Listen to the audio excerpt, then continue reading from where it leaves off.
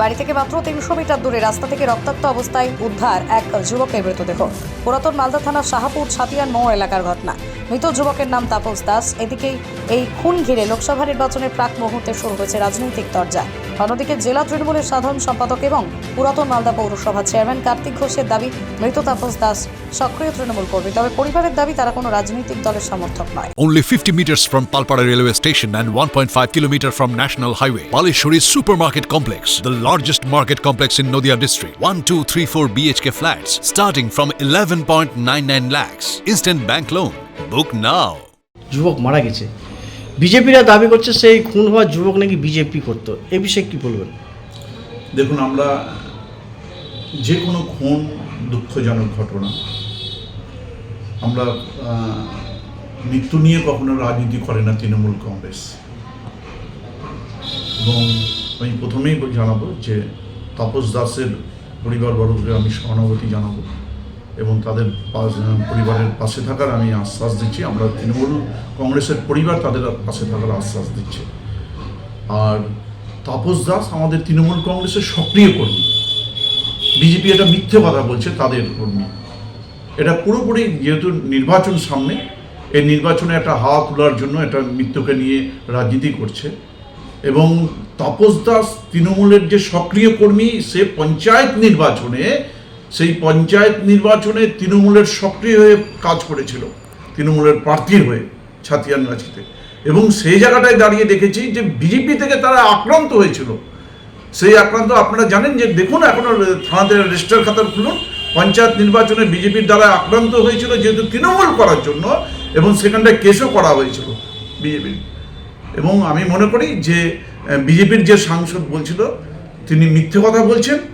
এটা তৃণমূল কংগ্রেসের তিনি সক্রিয় কর্মী তাপস দাস, এবং এটা তদন্ত করছে, প্রশাসন তদন্ত করছে এবং সঠিক তথ্য বেরিয়ে আসবে আগামী দিনে, এটা মনে রাখবেন।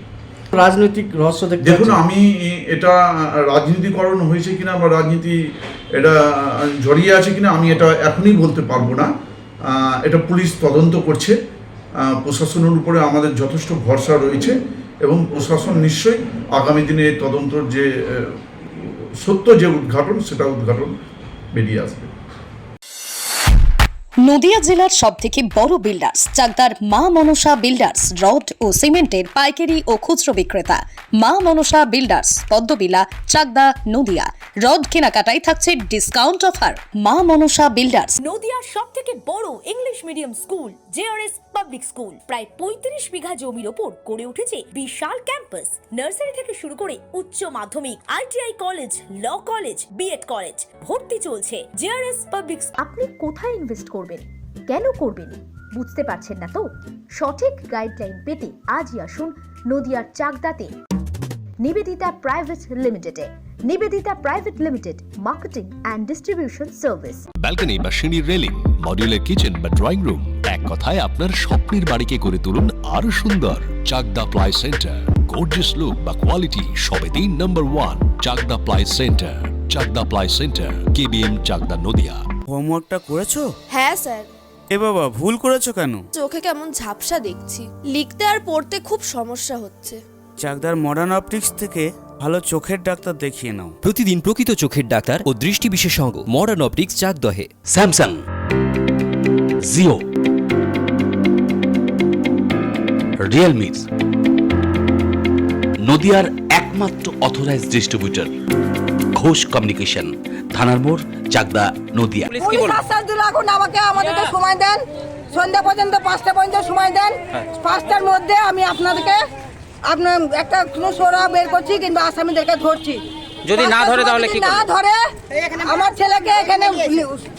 ছেলেকে নিয়ে আসবো এখানে হাসপাতাল থেকে, আবার পথ অবরোধ করবো। কেন খুন কেন হতে হলো আপনার ছেলে? কেন খুন হতে হলো আপনার ছেলে? আমার ছেলেকে খুন হতে হলো এই কারণেই, আমার ভাগ্নাকে গুলি করেছে, চাকু মেরেছিল। সেটা নিয়ে একটা ঝগড়া হয়েছিল, বিরাট বড় ঝগড়া হয়েছিল আমাদের আশেপাশে, বাড়ি নিয়ে ঝগড়া হয়েছিল আশেপাশে। তখন থেকেই অত্যাচার, তখন থেকেই মারামারি, ঝগড়াঝাটি। তারপরে হয়েছিল ভোটের সময় একটা ঝগড়া হয়েছিল ওদের সাথেই, ওরাই আমার ভাগ্নাকে ভোটের ওখানে ধরে মেরেছিল। এটা নিয়ে একটা গন্ডগোল ছিল।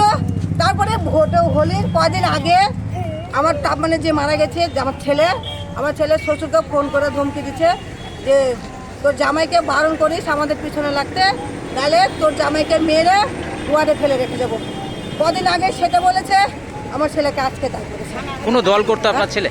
না না, আমার ছেলে আমার চুনুক ছেলে কোনো পার্টি টাটি করতো না।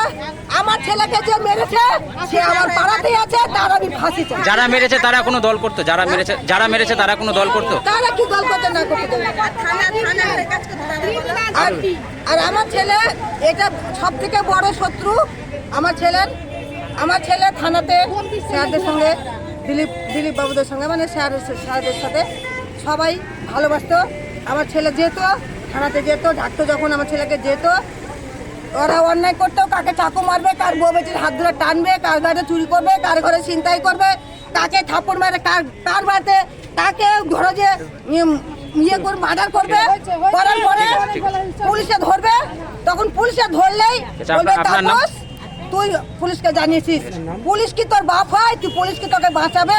তোকে মারবো তারপরে ছাড়বো, এটা বলে ধমকি দিয়েছে। তারপরে আমার ছেলেকে আজকে আপনার নাম?